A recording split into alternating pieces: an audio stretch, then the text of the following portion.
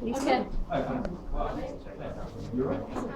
Hello, my name is Lise Marron. I'm the founder of Capable Creatures, and I want to tell you a bit about my story and how Capable Creatures transpired from a very personal experience of having an assistance dog help mitigate the disabling symptoms of my complex post-traumatic stress disorder and social anxiety.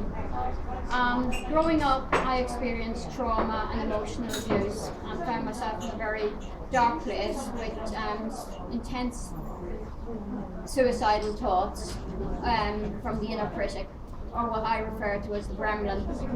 At the time, it was the family dog and living on a farm with access to outdoors and animals that helped me cope.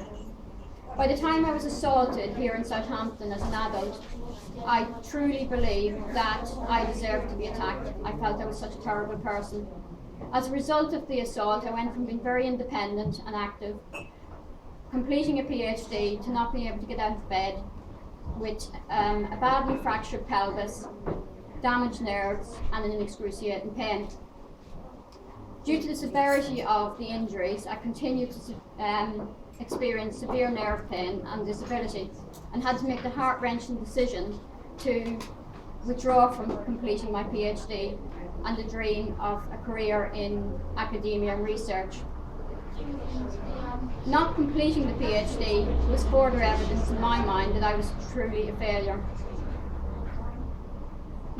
As a result of the mental trauma, I became petrified about leaving home for fear of someone attacking me again, or hitting into my right side and aggravating the pain and causing what feels like an electric shock or being burnt by an iron.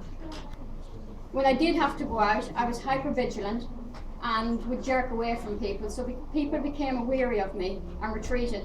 So I became even more isolated and lonely in comparison to what I already was prior to the assault.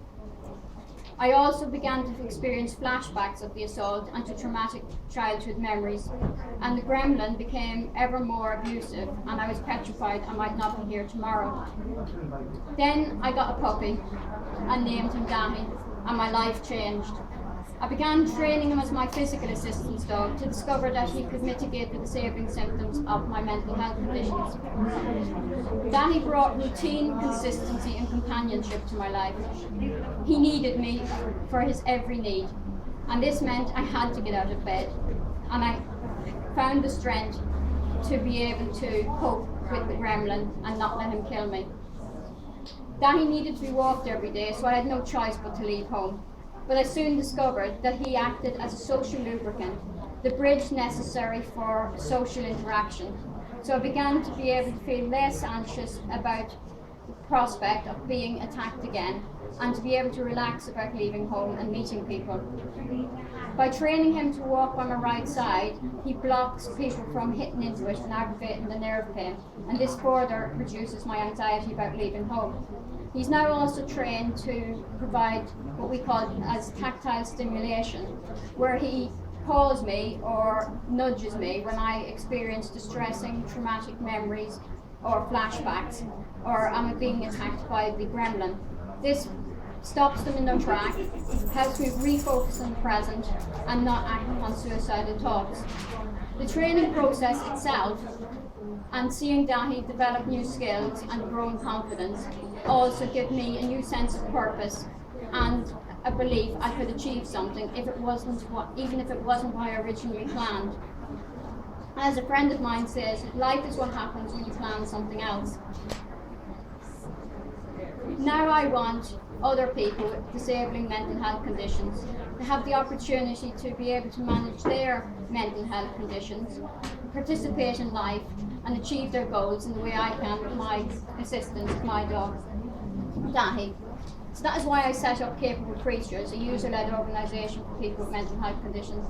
We hold monthly peer support dog walks on the common, and we also are in the process of recruiting clients to help them train what we are calling emotional support assistance dogs, or what I've coined guides to the mind assistance dogs. We're also looking for volunteers to train as dog trainer assistants, to work under the supervision of a professional dog trainer and help our clients train their dogs. You might ask why a dog might be, in some instances, better able to help someone manage with their mental health conditions over and above a human. And in my opinion, here are some of the reasons why. Unlike with humans, dogs are non-judgmental and they don't have a personal agenda. Unlike with humans, dogs are 100% dependent on their person, whereas so that means that they're a better deterrent to suicidal thoughts than a human, because humans, while they might find it difficult to cope if a loved one loses their life to suicide, they will be able to continue to live without them. During an intense episode of suicidal thoughts, one is not in a position to think about the future consequences or how it might impact on their loved ones who are not there at the moment, whereas the dog is there, so they have to think about them. They can't ignore that dog.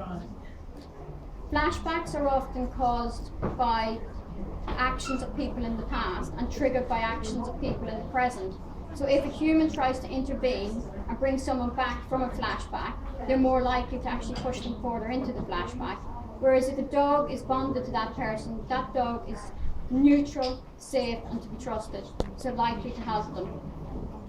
We also know that physical interaction and the stroking of a dog produces oxytocin, a feel-good brain hormone, which helps reduce stress and anxiety and increase sociability and trust, and in turn this can help with mental health.